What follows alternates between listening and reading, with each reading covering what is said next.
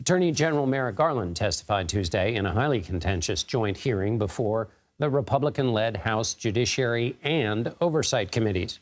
GOP lawmakers are looking to hold Garland in contempt for defying a request for audio recordings of Special Counsel Robert Hur and President Biden taken during the federal investigation into the handling of classified documents by the president.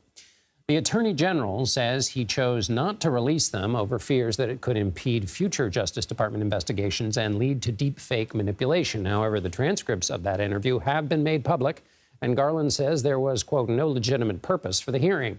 He also said he will not be deterred from doing his job. I view contempt as a serious matter, but I will not jeopardize the ability of our prosecutors and agents to do their jobs effectively in future investigations.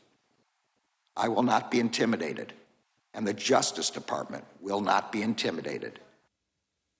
For more on this, let's bring in CBS News Homeland Security and Justice reporter Nicole Sganga. Nicole, remind us again what these audio tapes are about. Yeah, these audio recordings capture the president's interview with Special Counsel Robert Hur. That is the Republican federal prosecutor who declined to charge President Biden over his handling of classified documents. And you mentioned it there. The Attorney General has rebuffed all of those requests, noting that Biden asserted executive privilege over that audio. And more recently, the Department of Justice has even raised concerns that deepfakes manipulated by artificial intelligence could emerge if that audio was released and then later tampered with. So, Nicole, Special Counsel Hur has testified.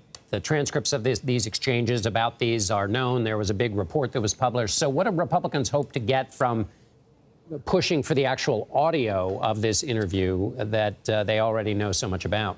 John, House Republicans say they believe this audio from that federal investigation into Biden's handling of classified records might help in their impeachment inquiry against him. They claim that the White House's assertion of executive privilege here is designed to tamp down on their own congressional oversight.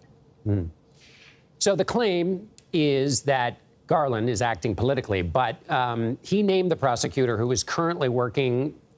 There was trial today to put Hunter Biden in jail, and there are a few other cases going on with Democratic lawmakers being investigated by that Justice Department.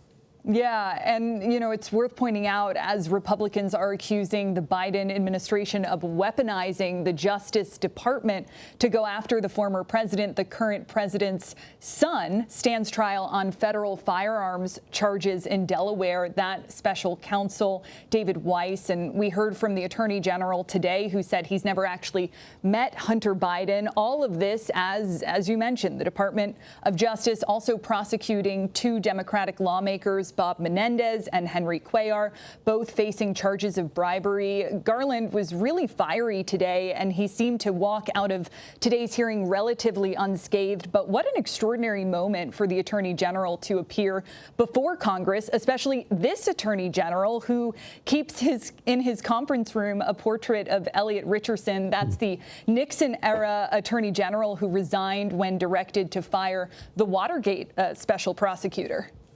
Always an issue between attorneys general who work for a president but are independent. Final question, Nicole. What happens, let's say, if Garland is held in contempt? How would that even work out? Yeah, this move is largely symbolic. We could see a full House vote on this as soon as next week, but the Department of Justice is not likely to prosecute its own boss. And since 2008, Congress has held 10 individuals in contempt, but the DOJ has only actually indicted two, former Trump White House advisors Stephen Bannon and Peter Navarro, who were, of course, convicted for refusing to comply with subpoenas from the January 6th committee. That said, the chairman of the House Judiciary Committee today, Jim Jordan, proposed eliminating funding for a new FBI headquarters and for special counsel Jack Smith. Now, you know, this is a real stretch, but it's worth, reminding our viewers that upsetting Congress can sometimes have an impact on the nation's purse strings. John. Absolutely. Nicole Sganga in Washington, D.C. Thank you very much, Nicole.